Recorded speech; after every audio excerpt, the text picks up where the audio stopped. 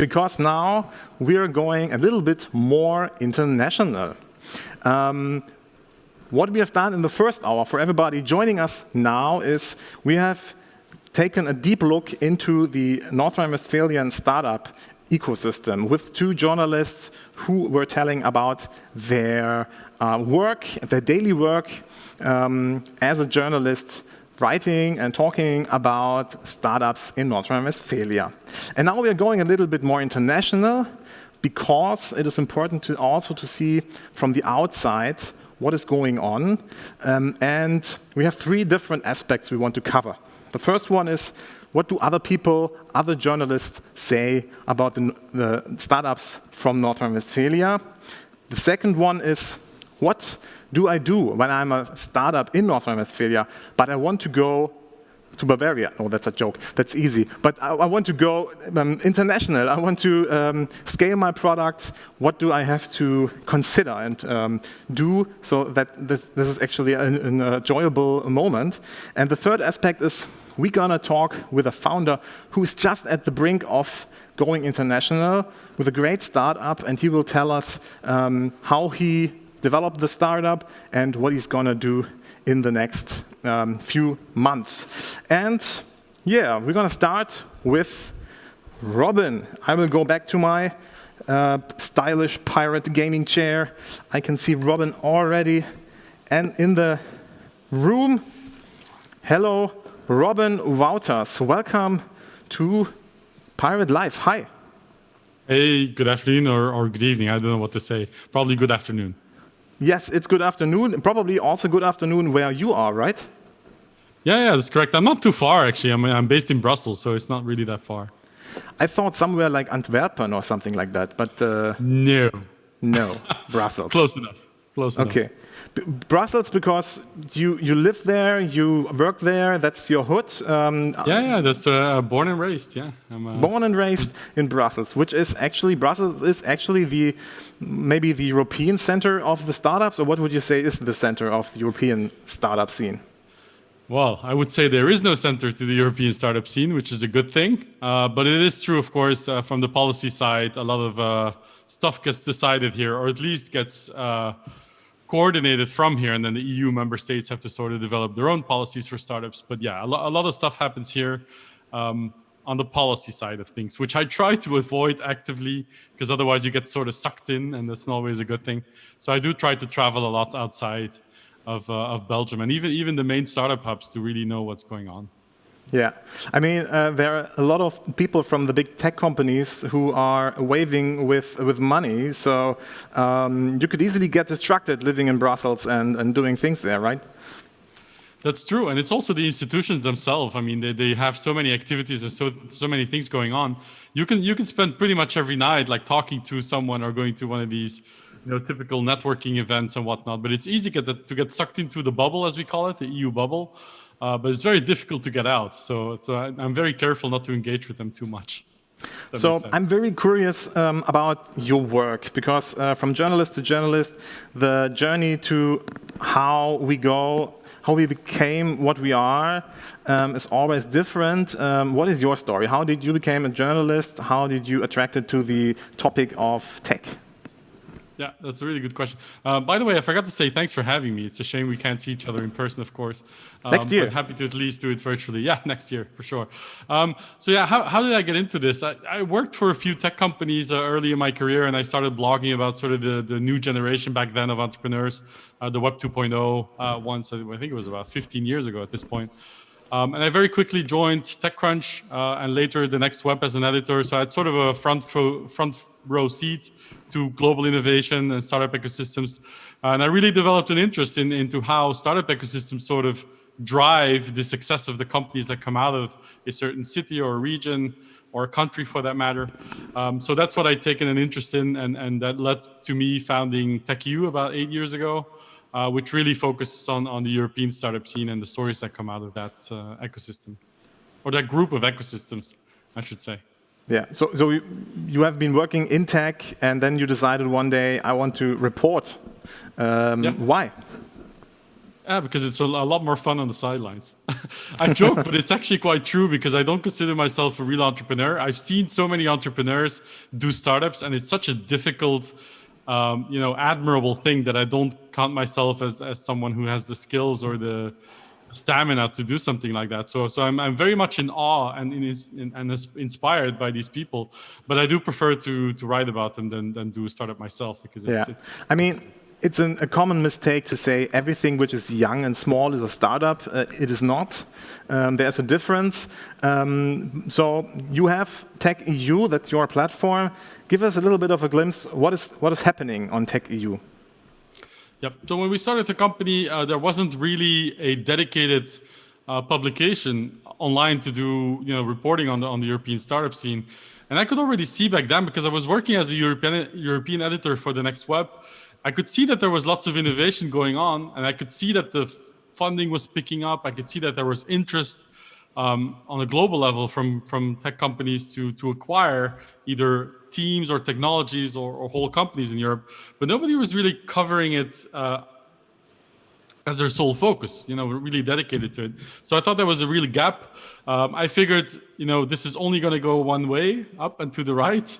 And I was right. What I didn't know, or what I underestimated, was how quickly and how big it would get in just a few years. So especially in the last 3-4 years, it's been a real roller coaster of what's going on in Europe. And still, compared to the global innovation ecosystem, it's still quite small. It doesn't grow as fast in comparison. But if you take it as a whole, then the change has been quite enormous. So it's been a privilege to watch it from the journalist side. And I mean, the last 2 years have been also a roller coaster. What can you see? How have the startups changed? Have they changed at all? I think they have, in the sense that the startups, the founders have become more ambitious, right? So they're no longer in it to make money as their sole driver. A lot of them are now being ambitious and wanting to really do on a global level interesting things, to compete with the big guys, to do it for purpose, which is another thing that I think is really specific to the European tech scene, that there's so much talk about values and sustainability, a lot more than I think in other regions in this world. So I think that's also something to take note of. But I mean, entrepreneurs are going to be entrepreneurs. The entrepreneurs that I used to write about 15 years ago are pretty much the same people that I write about these days, because they just have a thing in them that drives them to do this crazy thing called a startup. So it's not for everyone.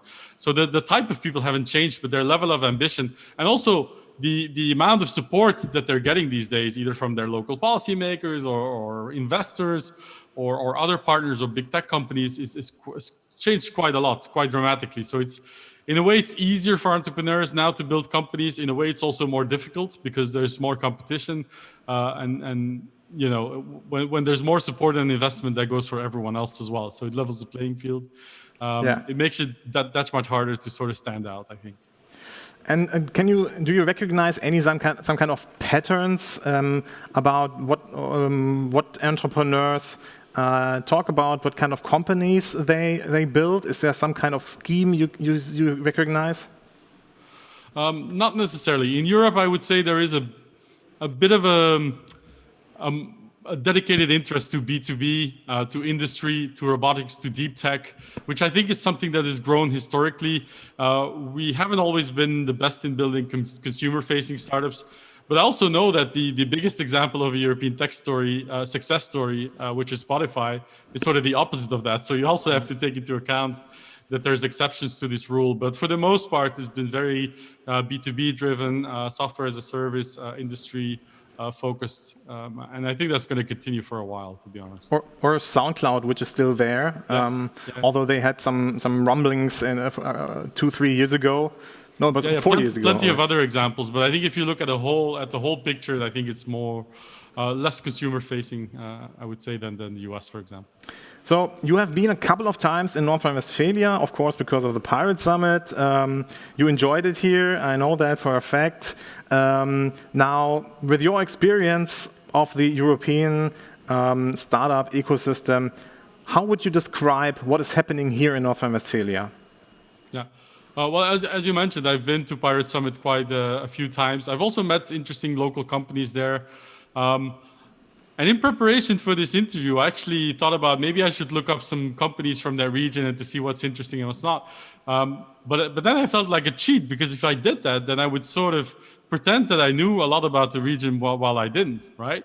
So the reality is I don't necessarily can think of 10 interesting startups from Cologne or Aachen or Bonn, for that matter, top of my head. Like, to be really honest, I couldn't name 10 just like that. So I would have to do some research, which I think is already, part of the message, that it doesn't really matter to me or to other journalists where you're from anymore. It used to matter a bit more, I think, than before. And there's always this competition going on. We have more startups than Berlin, or faster growing startup ecosystem than Bavaria. But for the outside world, typically it doesn't really matter all that much. So, of course, when interesting companies pass by, I think this week was or last week, was a company out of Cologne raising funding, Sastrify, that we also covered on TechEU. So I do take notice when these things happen, but I don't go specifically looking for innovative companies out of the States. So that's always sort of as a side note, if that makes sense. Yeah, I mean, you know a couple of startups from Cologne, for example. You're usually using an ad blocker, which is from Cologne, AdBlock Plus. Exactly. Yeah, and also I've met the guys from IO. I've been to their offices, and of course I've met Tim Schumacher, who used to do Sedo, is now like a big angel investor. Also has his own fund, so he's quite active in that field. So I do know some companies. It's not like I don't know any, but it's relatively few, to be honest. And to the chat, if you have questions for Robin, now's the time to ask the questions. Of course, I have a couple more questions, but this is a one-time chance to ask a journalist who's reporting in a wider perspective than we have been, what is going on actually? What are the big topics maybe? What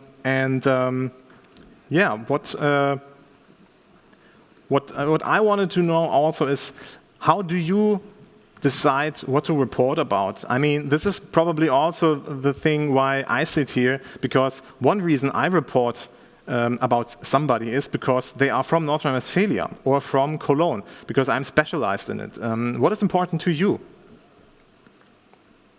Yeah, I mean, as I said, we have a European focus, so we only focus on European companies. Sometimes a bit broader when it's a European founder that has built a company here, but has since recently moved it to the US as a headquarters. Then we'll still consider it.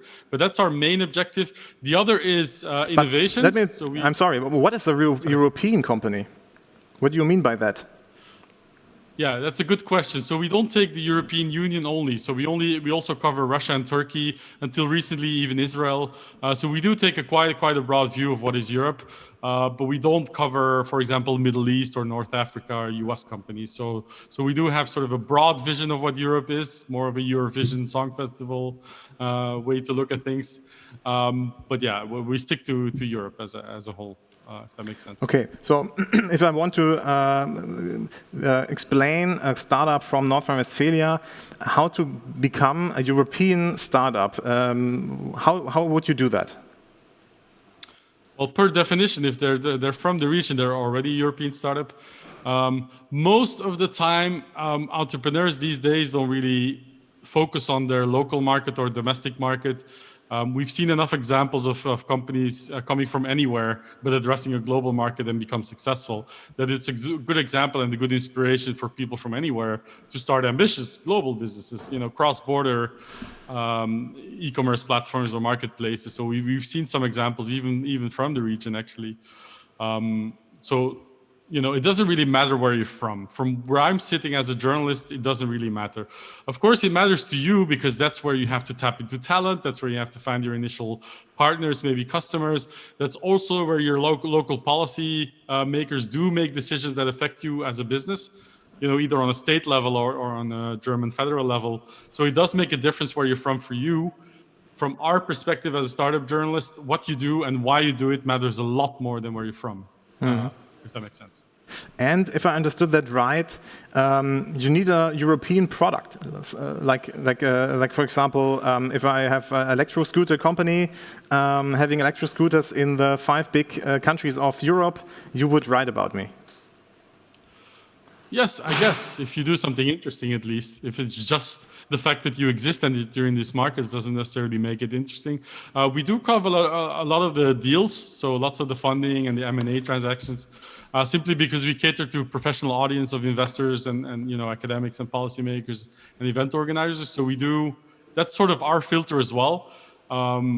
Because there's so many startups out there and there's only like a few journalists or publications to write about them. So you have to have some selection and some filters. And for us, that means that, you're already sort of have traction and you have investors and you're doing something in the market already and not like at a very early stage prototype phase, if that makes sense. Yeah.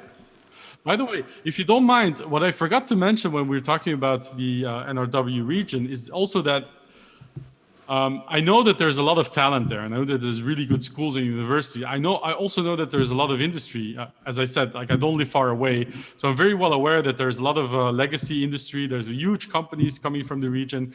And success breeds success, right? And talent breeds talent. So I know that these companies also attract talent to come work for them, who then stay in the region and maybe join a startup or do their own startup later on. Or they graduate from wherever they're from, but they graduate in the region and they stay. So I think it's a good breeding ground to do more innovation down the line. There's good support mechanism. Of course, there's the Pirate Summit, but there's also Startplatz, if I remember correctly, in multiple cities, and a couple more organizations. So I'm well aware that there's an ecosystem in the making, but it just, if you would tell me, like, give me 10 names of companies from Cologne, I wouldn't be able to. But I do know that there's some good stuff going on. I wanted to add that. I believe this is something to do for all the people who communicate for the state of North Rhine-Westphalia or all the cities to write to Robin Wouters and explain why he should actually write about those startups, and also a challenge for all the startups to ask themselves, okay, am I relevant to the EU? I mean, we are at the heart of EU. We are one of the richest countries. We are the richest country, actually. Can I make a startup which is actually relevant for the whole of EU, right? Yeah. I think what you said about the why is the most important thing. I said this before, but who you are, what you make, where you're from, it matters a little bit because we need those facts to sort of form a picture and to write a story. But the reality is, what we want to know is why you're doing this. Why are you spending all of your time doing these crazy hours and at a crazy pace? What drives you? Like, what is the intention here? Are you going after a big market? Are you really developing something that's unique? Why do you want to spend, half of your life and stop doing social stuff for a few years? We want to know why. Essentially, that's always the most important question to answer. Yeah, and I mean, why is driving everything? And the question for us is, why should we write about you and spend our time? And a good story and a good why helps very much. And Absolutely. It helped very much that you have been at the event. Thank you very much, Robin Wouters, that you have been with us today. Thank you. I think there was a question from the audience, but I don't speak German, so... I don't see the question, actually, so I need to look to my colleague. It's just someone who sees the whiteboard screen only, so it was a technical question. Okay. So I think that was from the Zoom call you're actually in. The other people don't know what we are talking about right now.